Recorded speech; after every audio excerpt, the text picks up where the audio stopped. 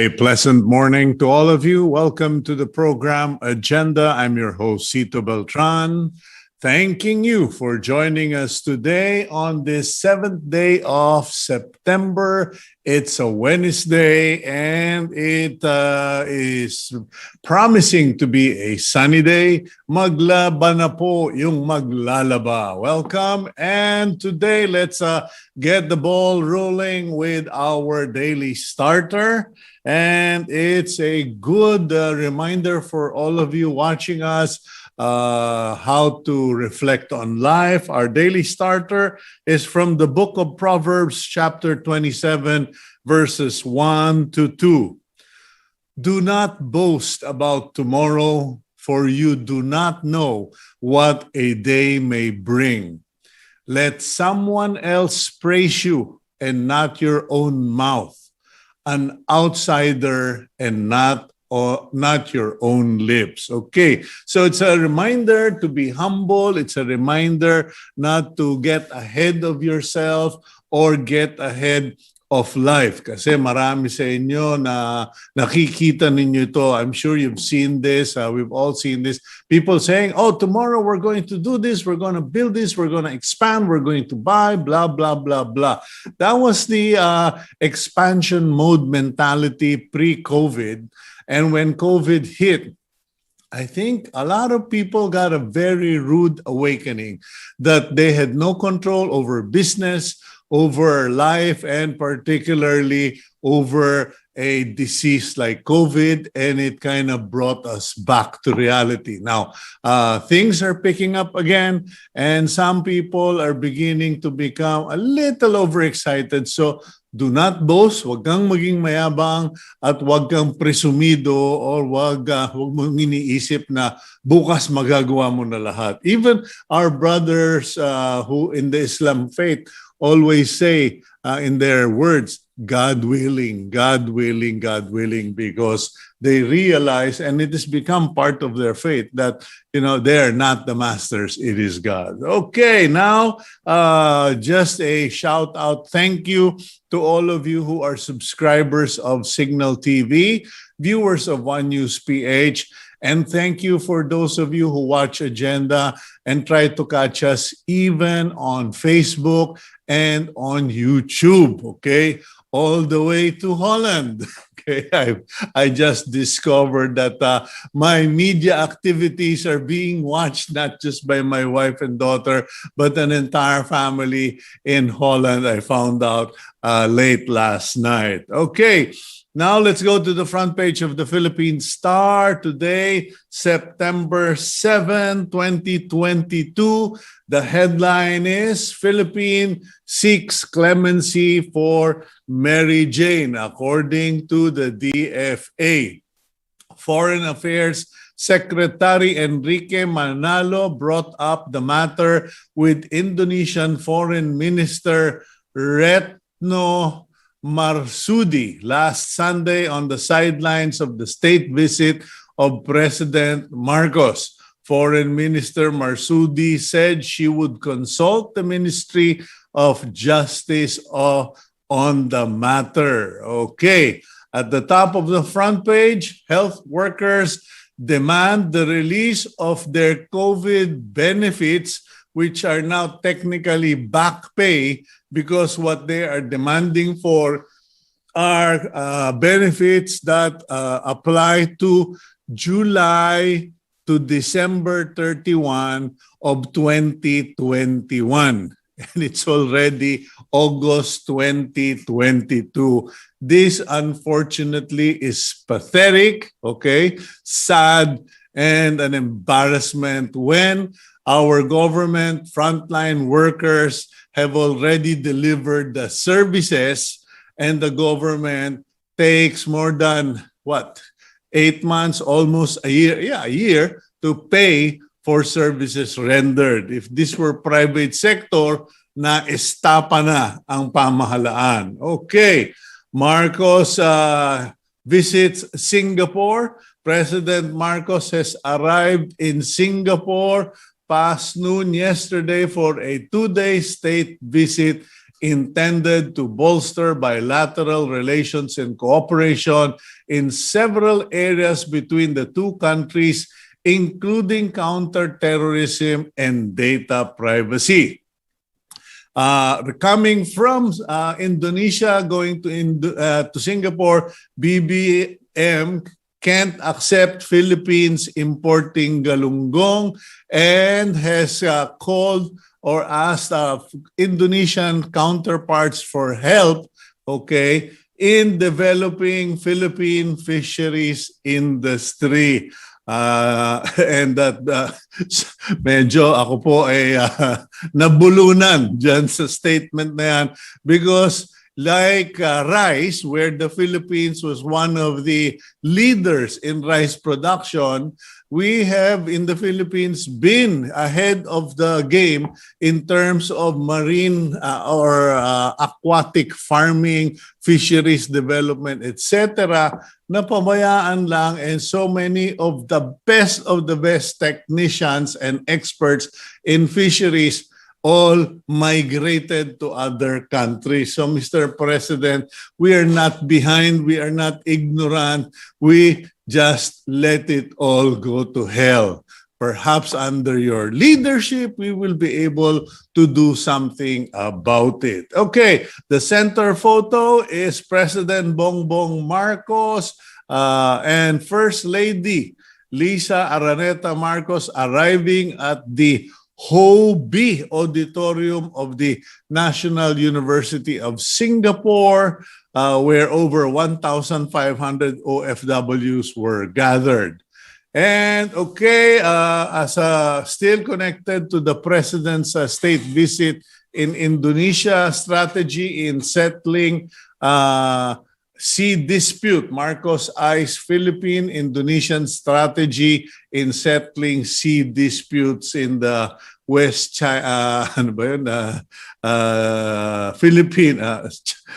West Philippine Sea. Kanya-kanya, may kanyang merong China, etc. Okay.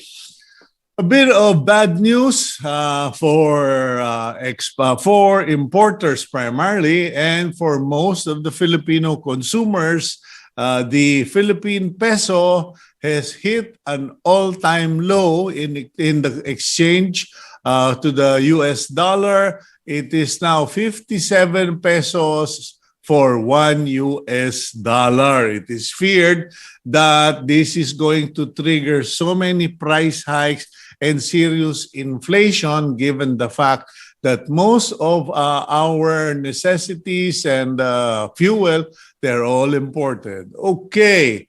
Meanwhile, Rodriguez faces Senate sugar import probe.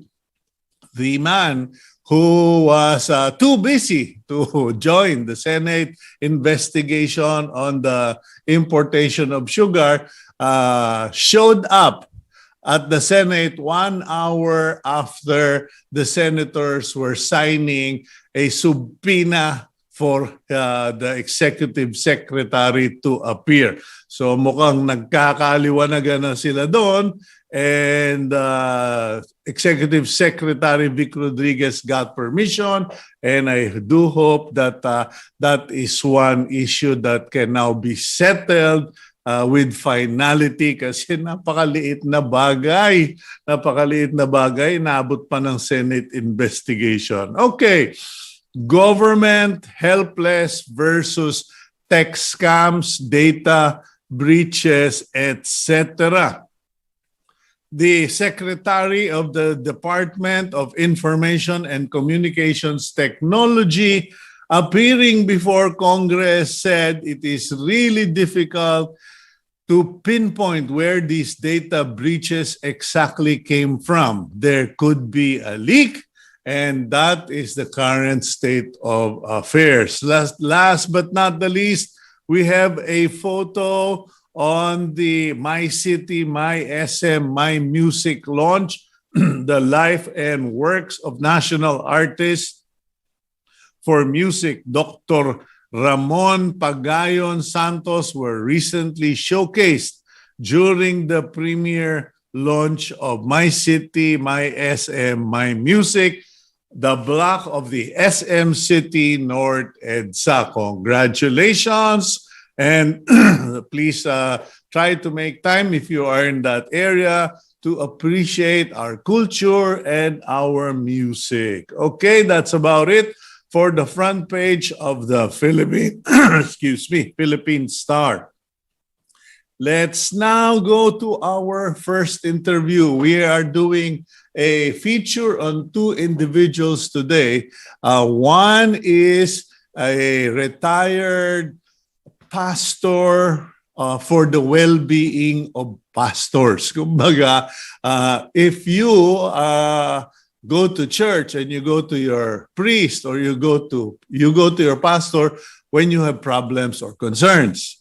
When the pastor is full, kumbaga, punong-puno na ng mga dinaing nyo, or he is full of the concerns of life, he now goes to a guy like our next guest, okay? And let's go to our first guest today, who also happens to be a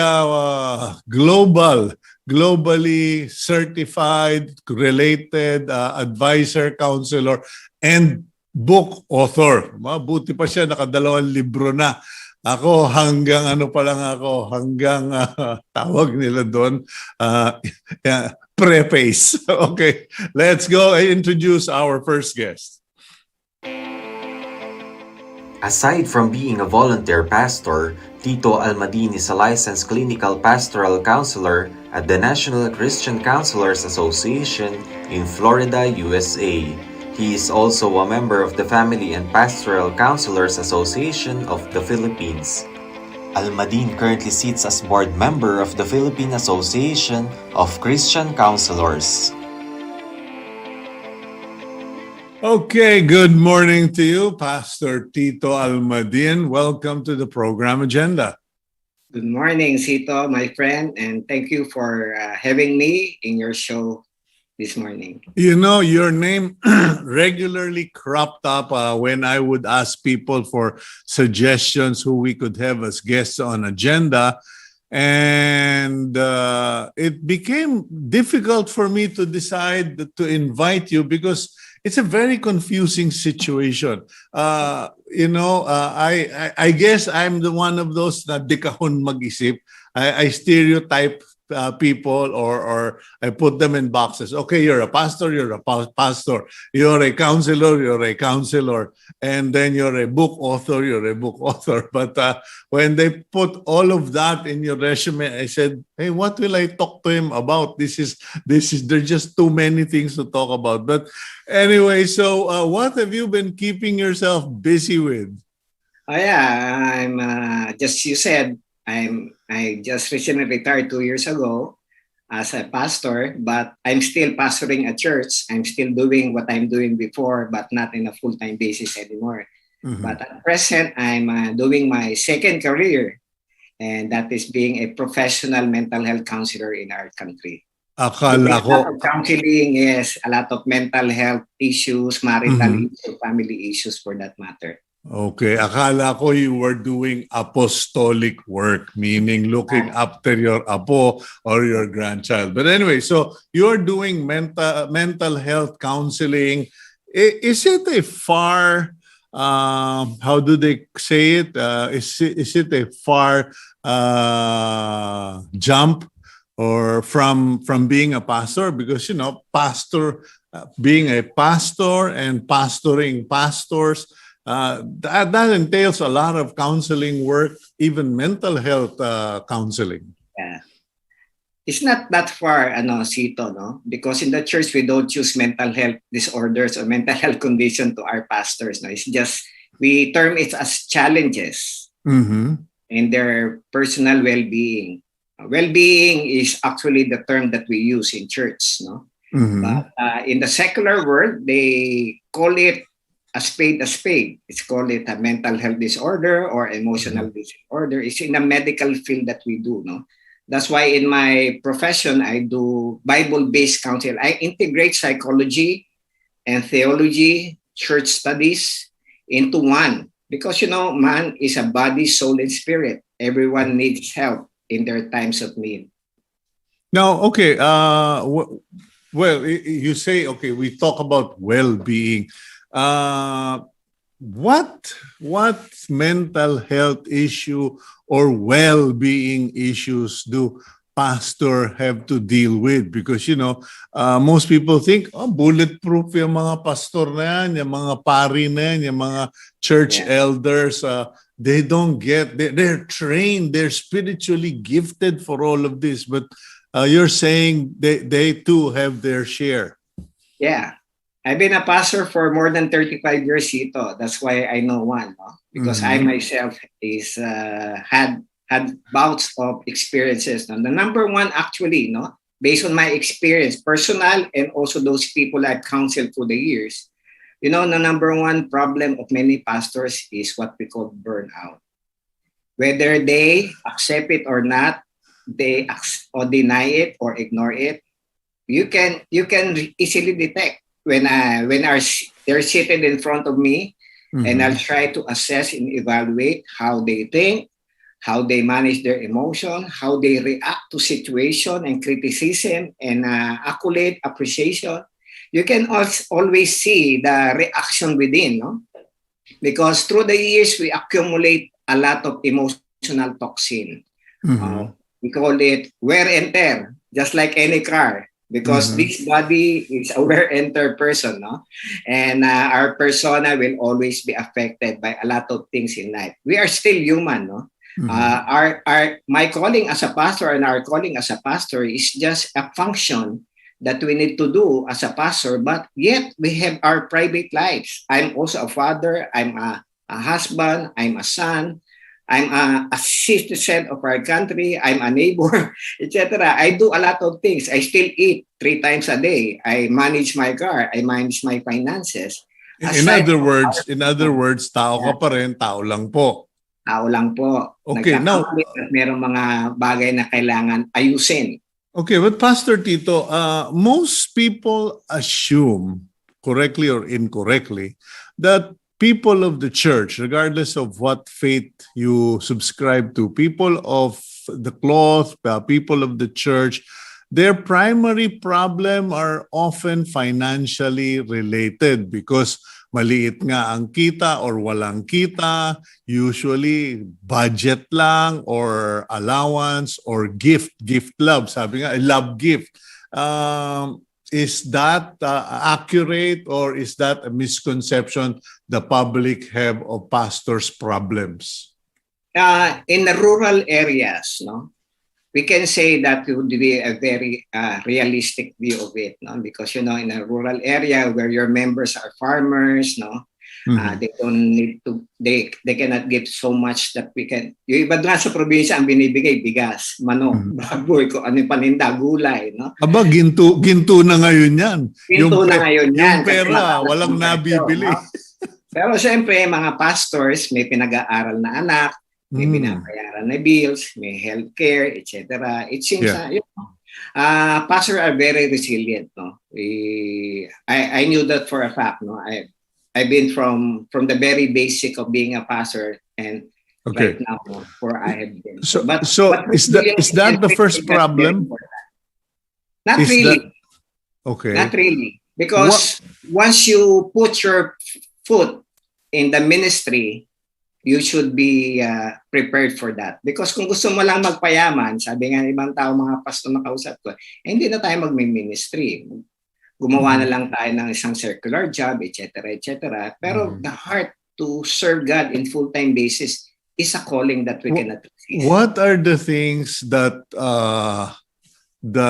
grind down or burn out pastors? So I mean, kasi may mga nagsasabi, mga pare, sinasabi sa akin, Cito, yung joke na, this is the body of Christ, this is the body of Christ, oh Christ, what a body, the temptations of the flesh, yun yung sinasabi na, pare mahirap yun, tao rin kami. So, it's an issue. But what are the things that really get to pastors and affect their mental health? First is the weight of the ministry. Okay, as a pastor, you need to prepare sermon every week. You need to meet leaders. You need to preach on a Sunday. You need to pray. You need to hear and counsel people, no? And hear their problems, and all those things gets into you as one. You only have one body. And when burnout and exhaustion, mental fatigue, and emotional stress sets in, there comes some level of vulnerability to be prone to temptation, because the spirit is willing but the flesh is weak, as so to speak in the Bible, no? Yeah, But that's why we have this kind of ministry in the church, Cito, which we call well-being, no? Well-being ministry, which I headed before I became a pastor, to attend to our pastors' need, to process them in terms of their emotional and mental fatigue. Okay, so they undergo stress, the burden of the ministry, the pressure, the expectation. Is it immediately from burden to temptation, or is it from burden to frustration to anger to violence? Kasi I'm just being, methodical, trying to figure out the process so that other pastors watching the program who are not part of your circle could get an idea. Yeah, early intervention is very important. I'm always saying to the pastors, with or without problem, with or without burnout, you need to undergo counseling process at least once a year in order for us to know and assess what is your emotional, psychological, and spiritual condition, and maybe a physical condition for that matter that we can refer to other people, because we are just human beings. We succumb to temptation, succumb to some trials and problems, no, and challenges in life. If we're not being attended, no, immediately or for early prevention of it. Yeah, but who does a pastor go to, or a priest? Because I have friends who are priests, friends who are pastors, and when they're really honest, they will say, it's kind of scary trying to find a mentor or find someone to seek counsel with, because on one hand, they see your feet of clay, and on the other hand, you're supposed to be at the top of the food chain or the hierarchy of leadership, and it's scary to expose your thoughts or your fears. Yeah. That's where professionalism and confidentiality comes into play, no? Because all of us needs help, no? Just like a cardiologist cannot operate his own heart. You need to trust your cardiologist if you have some heart problem, for that matter. You need to trust people. At the end of the day, you go to a trusted friend in a very safe environment so that you will be able to receive the kind of help that you need to have. So, kumbaga, mali pala yung sinasabi ng mga kalaban ni Kristo, physician, heal thyself. No. We need someone. We need one another to help. No? That's why we need to go to a professional. So, yung mga pare, mga pastor, kung talagang wala kayong makita sa simang, punta na lang kayo sa mga professional counselor. Anyway, that will be treated confidentially. That's part of the contract. I don't have so much time with you, but I'm curious. You wrote 2 books. So you minister to pastors, church leaders regarding mental health, regarding well-being, etc. You are a counselor. You're a registered counselor with international exposure. Now, you wrote 2 books. What are the 2 books that you've authored, and what are they all about? The first book that I've written is the Beyond Good Advice, Your Guide to Bible-Based Counseling. No, that is the first book. Sorry to say, it's still out of print. I'm still editing the second edition. It's about Bible-based, how to counsel people based the scripture. No? The second is how do I help people who have some problems, no, in depression. That's my second. Beyond the Silence, helping someone cope with depression. No, so. There are more than 300 million people in the world having depression, and more than 3 million people in the Philippines having depression nowadays. I'm curious. A book that will help them. Yeah, I'm curious about your first book, Pastor Tito, because essentially, in short, you are giving counseling using biblical wisdom or biblical teaching.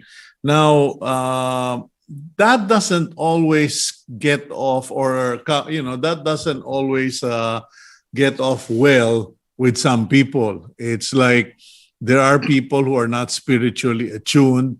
There are people who are bitter, angry, blaming God or divine entities for their misery and misfortune. Should is this something that should be left to professionals like you? Kasi may mga church leaders, may mga Bible study leaders. Oh, you should just this is what the Bible says, and sabi, sapaking kaya kita diyan, puro ka Bible. That's why I called it beyond good advice. It's beyond good advice that you give to people or spiritual advice. Because I myself, I'm a guidance counselor by profession prior to becoming a pastor. Okay. So I know how to counsel in the secular world as much as I counsel in the Christian world. No? So I call my counseling skills or approach as integrated psycho-spiritual approach. Okay. So if you're not in church, I counsel you. My entry point to you is psychological. So, what's your problem? How's your mental and thought life? How you manage your emotion? I started with that. Then later on, if the person gets into that and mention about God and spirituality, there I put there some nuggets and wisdom from the Word of God. Okay, now what? You are a trained expert, trained professional, but the question is, because compassion leads us to try to do anything to be of service or to help people. But like that statement there, taking care of the flock. We all want to be shepherds and not sheep, pero half of the time it complicates matters. What are the guidelines or rules? I see that you give talks, you have speaking engagements. When people go to you and say, what are your guidelines or rules regarding ordinary people wanting to be counselors? If you have a heart to become a counselor, first you need to have compassion and patience. Because to counsel people, Cito, in the church, you need to listen 30 minutes, 45 minutes, and all their story repeatedly over and over again. If you're not patient enough, you get out of it. Compassion is to help. No, that's very important. That's the attitude and the character of a good counselor. Second, you need to be trained. You need to be trained not only in Bible, but also to know something about psychology. Because man is a psychological being. We're not just a spiritual being for that matter. That's why we are body, soul, and spirit. That's why it's good that I'm a pastor. I know about spiritual and the soulish part. The psychological part I studied in the university, and later on I studied advanced studies on psychology and counseling for that matter. So it's very important to be trained. Third, you need to be mentored by a expert or a specialist on counseling, because somehow since you're starting, you need to, may mga mistake, may mga sablay rin paminsan-minsan. So that's why it's good to have someone above you to help you out in mentoring. No? Okay, I remember many years ago, Pastor Steve Merrill saying, before you even preach, you should eat. And I what? Yeah, you have to have relationships. You should take time out with the people you want to reach out to, or people who are in need of help. Now, as a counselor, do you still have that luxury of, hey, come on, let's have coffee first? Or is it part of the technique? Most people don't want to go to clinics. It's like, there's nothing wrong with me. I'm not crazy. I'm not depressed. Is that the strategy now? Take them outside of structures and formal settings? We called it, Cito, sa salitang kanto, usapang walang kwenta. Kwentong walang kwenta. Tawagan tayo. Cito, kumusta na? Walang agenda. Ano lang, usap. Ano Okay. lang, okayan lang tayo, anuhan lang Mhm. tayo, joking around. That is the tension. But if your problem is so deep, you have to go to a professional because that is what Mhm. we call psychological first aid. I myself, Cito, I'm a Mhm. professional counselor, but I go to a counselor myself 3 times a year to process me, to assess me, because I'm still a I've human being. I've been hearing that from so many celebrities abroad, not much in the Philippines. I have yet to hear of someone say, "Pare, I went to see, I went for treatment or for counseling, or I went to a therapist." But many of the top celebrities and personalities I've been watching in documentaries, interview programs, that's so common for them now, and they swear by it. They say, I True. have to go at least 3 times a year, some maybe once a year for tune Yeah. up. Why is that a big deal now? Because of the challenges in the season that we have now, we are living in a broken world with broken people around us. There are a lot of toxic people around us, whether we like Mhm. it or not. Even sometimes you don't like yourself. You don't know why it's happening to you. Why are you thinking about this? And someone has to look into you and try to help you out to process and understand what you're having right now experiencing. Because somehow, no, we're limited. We have boundaries. No, we are not perfect human beings. We evolve differently as the years go by, di ba? Nung bata-bata tayo, Sito, iba tayo mag-isip. Ngayon, tumatanda, may iba mga pinalalagpas mo na. Meron iba, ganun pa rin yung attitude, walang pinalalagpas, lahat pinapatulan.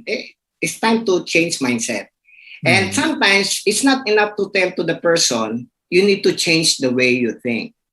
Because if you say you change the way you think and you don't give them alternative or a program or steps for them to change, nothing will happen.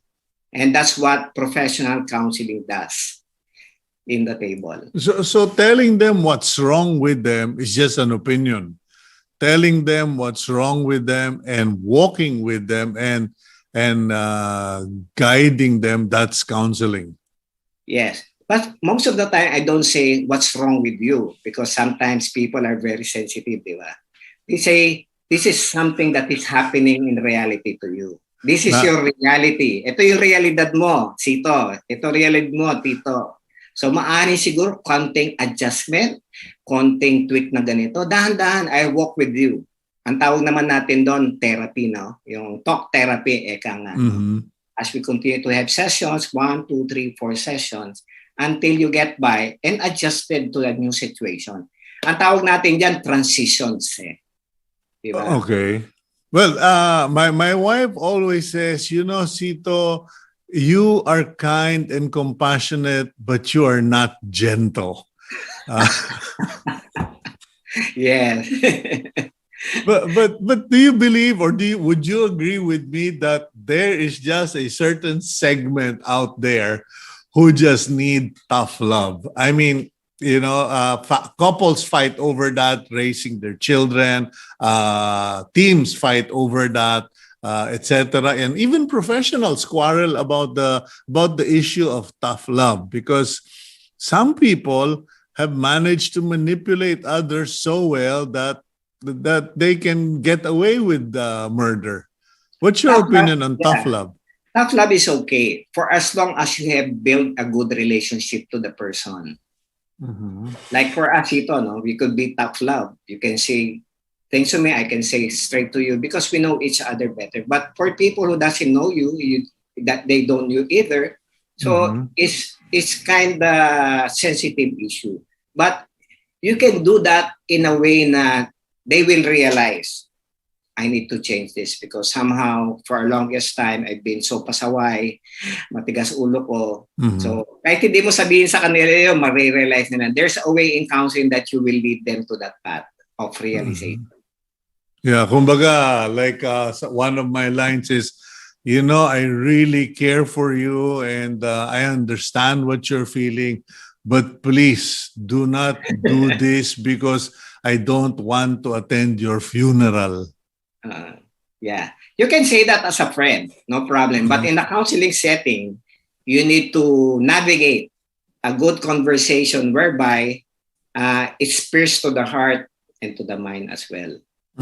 But do you ever just get in people's face?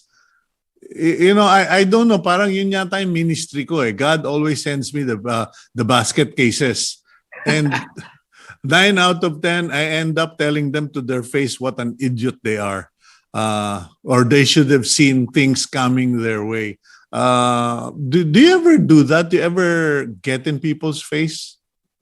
Oh yeah, I do. But not on a counseling setting, on a pastoral setting. Sabihin ko sa kanila, hindi counseling to as a friend. Pare, kailangan baguhin na natin to. No? I wear different kinds of hat in the church. No? So I do it in a different context. But in a counseling context, we need to do it the right way. Okay. Now, what are the signs? We've got about 2 minutes, less than 2 minutes left. I know you still have another counseling session coming up. So, what are the signs for that people should see that, okay, I need to see someone or I need to seek help? In general, Cito, I will always call it, if you're not at your usual self. If you don't understand yourself right now, there are some weird feelings, emotional thoughts that is bugging you, you cannot figure it out. You need someone to assess with you.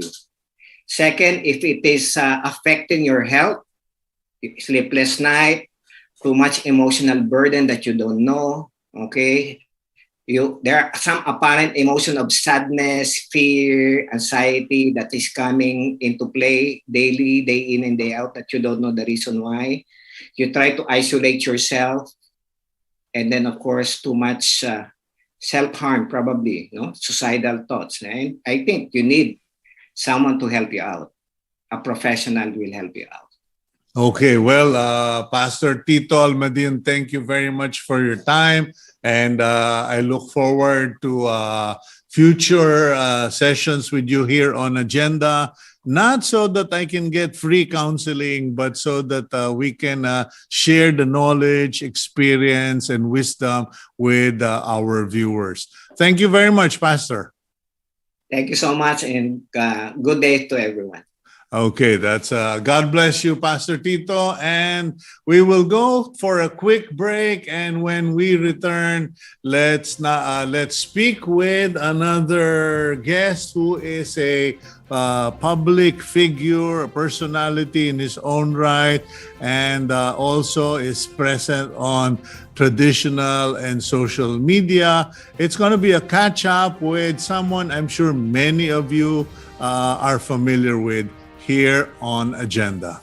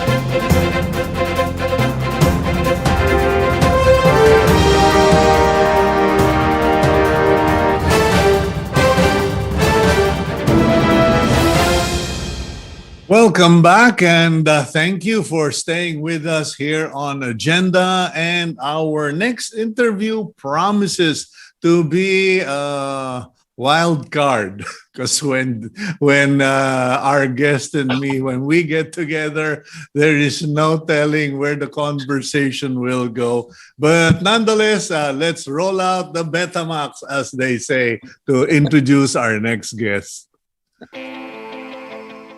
James Deakin is an automotive journalist, television host, and blogger. His views and interests in the auto industry and the country's transport system has allowed him to become a voice of influence within the sector. Okay, James, welcome back. It's been a while. Feels like a movie trailer. I'm like, I don't know if I can slip into my own shoes now. I feel such a, with that introduction. Hi, Kuya Cito. Hi, Just do me one favor. Do not stand up and turn out wearing shorts because that will give me a heart attack. Anyway. For that. Okay. Okay. So what have you been up to? A lot of us kind of disappeared from the scene because of COVID-19, lockdowns, limited activities. By God's grace, I managed to stay on air and the program has been blessed. But what about you? How did you adjust to the restrictions of the pandemic, and how did it affect you as a public figure and media personality? Well, I guess there's two-pronged question because there's a personal side and the public side. On the public side, I was able to pivot and sustain something during the pandemic. As a matter of fact, I did actually get busier during the pandemic, which was great for work. I was able to develop my podcast. That was for me a big pivot because it wasn't transport anymore. Overnight, I had to come up with something that I felt was relevant to the new situation that we were in. And I call that Tito Clock, which is free plug behind me. There you go. And then after that, the work was flowing in because most of my work went from hosting normal shows in events to online. I transferred the podcasts, and then the engagements were still on social media. I went through a lull, just while people were figuring things out. Mm-hmm. But I can't really complain. But that's one side of the question answered. The other side, the personal side, well, that's totally different because you get caught up in this whole new situation. Went through a lot of personal difficulties myself, and trying to adjust to this new way of life was I have to say, it was very difficult. 2022, I ended up I left the country for a while just to get out of my head because it can really get to you after a while. So I traveled to Dubai, Abu Dhabi, Armenia, Paris, Amsterdam, Monaco, France. I just had to get out, Kuya Cito. I was going mad. Yeah, well, ironically or by coincidence, my earlier guest, Pastor Tito Almadin, was talking about burnout. And I don't know if you had the chance to follow my columns, but I actually publicly admitted that I went through burnout and burned out by the beginning of August, so much so that I just had to take a leave for a week and gather myself, and no writing, no media, no nothing, just a bum on the beach. But did traveling help you?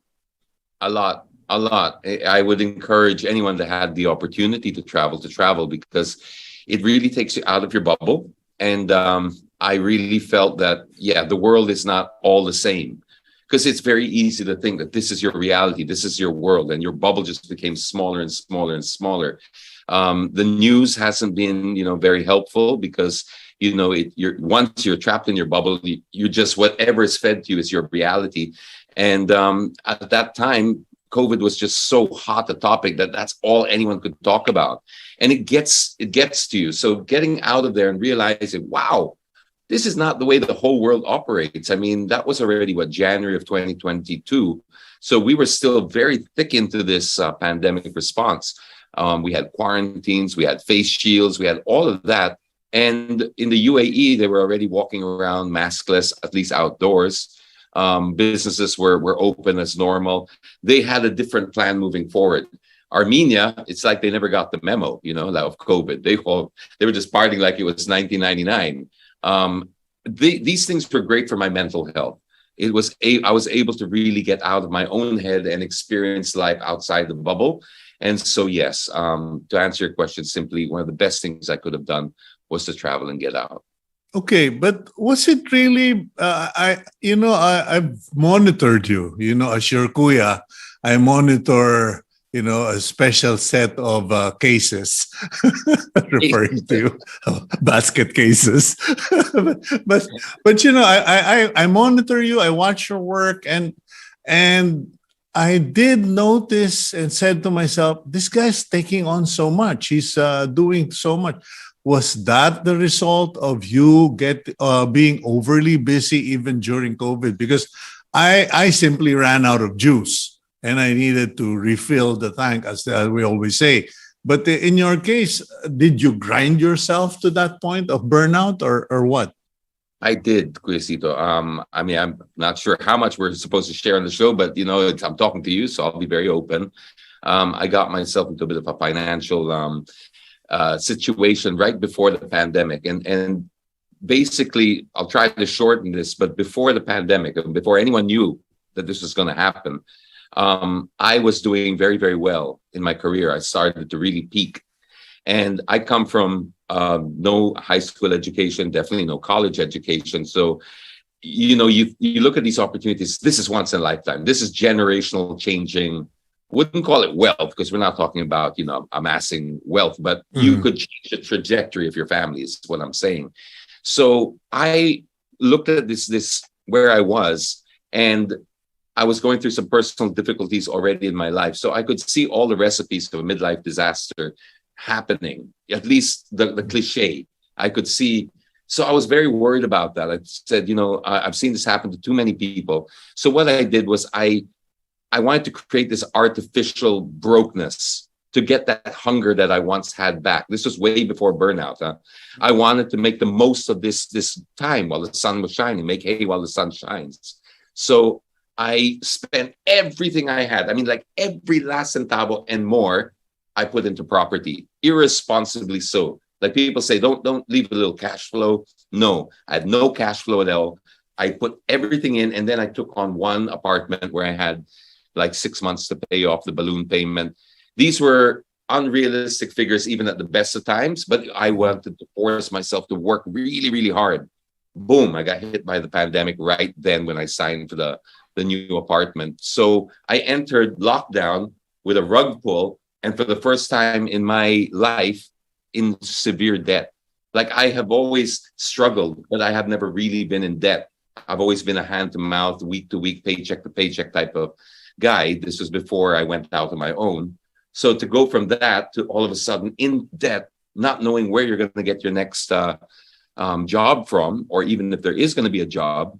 So yes, I took on everything after that. I went through a separation with my marriage as well. So I had nothing more to do but to sink myself really deeply into what I was doing. Work. I just drowned myself in there. That's why what you saw on the outside was me taking on everything. I really was. So that was no illusion. I was taking on anything I could because I had to pay off this debt. I had to distract myself, and I was able to do it, but it came at the risk of a burnout. Not a risk, it came at a burnout towards you actually burned out, and we all do. And I'm sorry to hear about what happened to your marriage, but not everything is final until you and I are burnt to a crisp, as they say, which is something that's going to happen anyway. But in reality, where are you now? I see you posting events, hosting events. I see you giving your opinion on issues, and I'm kind of like trying to figure out. Okay, he did that because we did meet at an event recently, so I kind of got a short update. But as I monitored you, you're still active, but I really can't tell where your fingers are. where your eyes are and where your head is at. Yeah. Well, okay. I've managed to, get the burnout hopefully out of the way with the travels and stuff like that.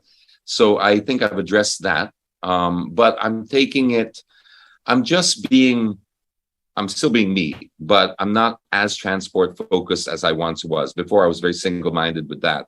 Yeah. I have always commented on various issues, but I like to stick to transport. But I do have the odd, random posts that go viral about, let's say, same-sex marriage. That's completely out of my space. But I'm James Deakin. It's not James Deakin driving or James Deakin roads, or it's still my own personal. Yeah, as much as it's a public page. So I like to keep relevant like that. If I feel strongly about certain issues, I'm sort of surveying how things are going now, because I'm looking also for a pivot, something that might. Because what gets you here doesn't necessarily get you there, as they say. Correct. So when I switched into Tito Clock, it was a transitional phase for me. I always looked at it as a transition.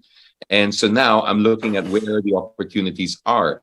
The car industry, well, that's my passion, that's my love. But maybe I want to try to broaden it out by doing a little bit of travel and cars at the same time. So I'm just testing water. So that's where you might see me with fingers in different pies and stuff. It's just to see the response out there and see how I evolve into the next version of myself, because we all have to evolve. You as the motoring journalist, it was based on passion and immersion and expertise.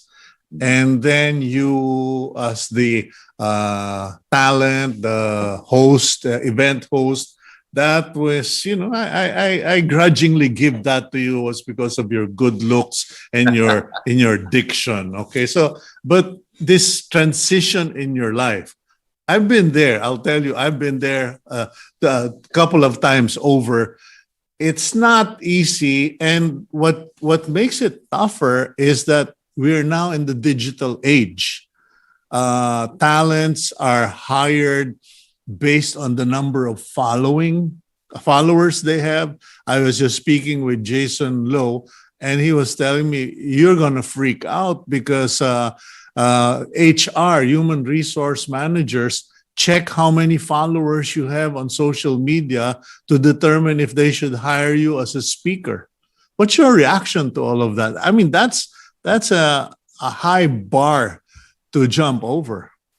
It's a very high bar. I just finished watching for like the second or third time the Black Mirror episode about social currency. If you haven't seen it, I suggest you watch it. It should scare the pants off anybody. I'm not too comfortable with where it's going, Cito, because I think that we're being defined by the algorithm. I think AI is programming us. So that worries me a great deal, because you and I, we have an analog background. Yeah. So yes, we're trying to feed our families. We're trying to do what we can. But when push comes to shove, we still remember what it was like before. So we can still do that. You can go back to your farm. You can grow your own food. You can live a peaceful life. I worry about the next digital native that comes into this, that is basically judged by their following and defined by it. So if you watch a Black Mirror episode, it's all about your rating. So it forces this artificial behavior. Who determines what is good behavior, what is not? It's the tech overlords. This really, really frightens me. To a certain degree, I see where they're going. Obviously, with your peddling influence or reach, then you have a metric now that's current and relevant, which is your likes, your following, etc. But I really do think we have to find a way how to build in new metrics for what makes a person valuable on this earth in the digital age. It can't just all be likes and shares. Yeah. But James, what about standing our ground?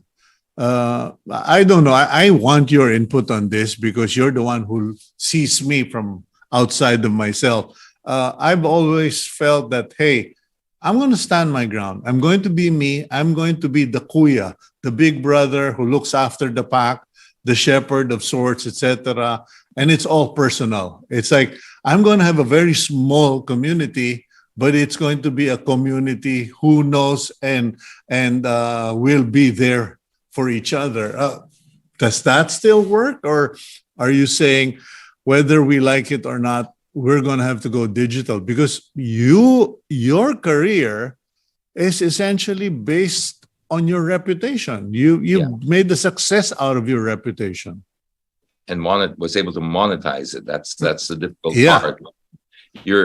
You're right in the way that we can, but I think that I'm not so fearful of myself. I'm fearful of the next generation. That's why I brought up the analog background, because you and I can kind of build into a niche, because we've grown our markets already. We've defined our own space in society. So there's a lot of people who is of our age group, of our mindset, that understands and appreciates us. It's the digital native coming up that I really worry about, because these are the people that may not have a choice, because if we are put into a social currency setup like they have in China, which is what seems to be the push, where all of a sudden even the apartment that you rent needs a certain rating or score, whether you fly certain airlines and stuff, your travel will be dictated by your score, etc. This really creates an artificial setup. It's social engineering. We're basically being trained by the AIs to behave a certain way, and you will be punished for it if you can't. That's the part that really worries me. So where are you planning to go, or what? How will you take this up as a social media influencer and as a personality? Well, what I'm trying to do, and I have been doing for a while, is I like to put out. I believe that the currency of the internet, the most valuable currency coming forward from here, is going to be authenticity, because we've gone through the filtered era. We peaked out with that. Everybody knows that, you don't look like your profile picture anymore, and all of these filters on TikTok and Instagram and stuff like that. So we're getting immune to it. People, I think, are getting very sick of it. So when they see somebody who's their true self, I think that's what's becoming truly attractive. The people I admire the most are not necessarily the most successful people by monetary value. It's how they own their own truth. Is this person look like they're living their own truth?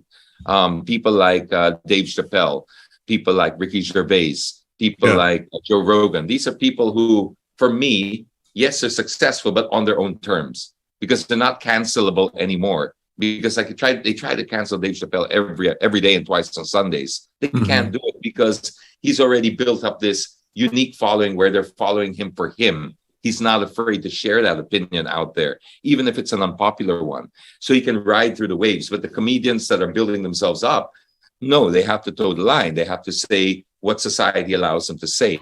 So that's my new goal, is to try. Yeah, but you still have to deal. You still have to deal with the pencil pushers, the bean counter. You still have to deal with conservative management, especially here in the Philippines. You can't just be, authentic just like that, because people are gonna push back, and someone is always bigger than you are. That's true. That's why I admire Dave, Ricky. I put those people out there because they created their own platforms where they are no longer tethered to this network that requires them to behave a certain way. All of them are individually successful outside of, like Netflix tried to cancel him. He's not cancelable.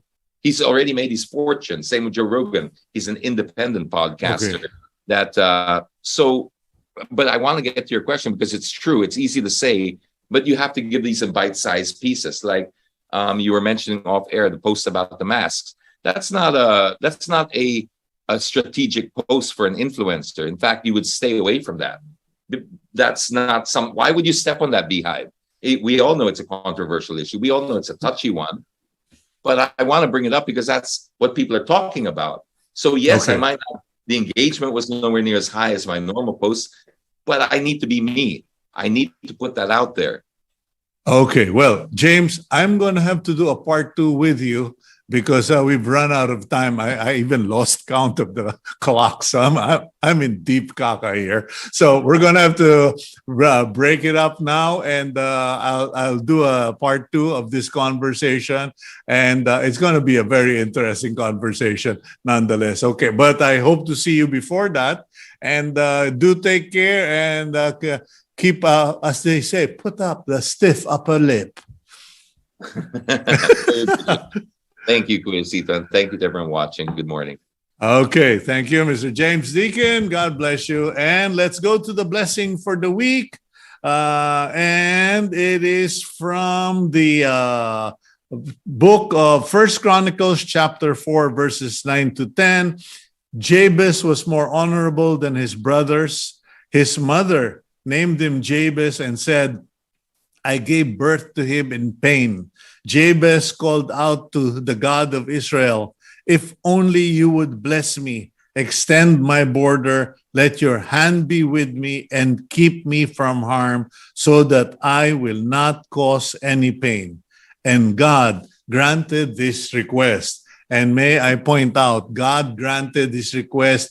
He extended the territory of Jabez, blessed him, and answered his prayer. Thank you. I pray that the Lord will answer your prayers. Thank you for joining us in Agenda, and please keep it here on One News.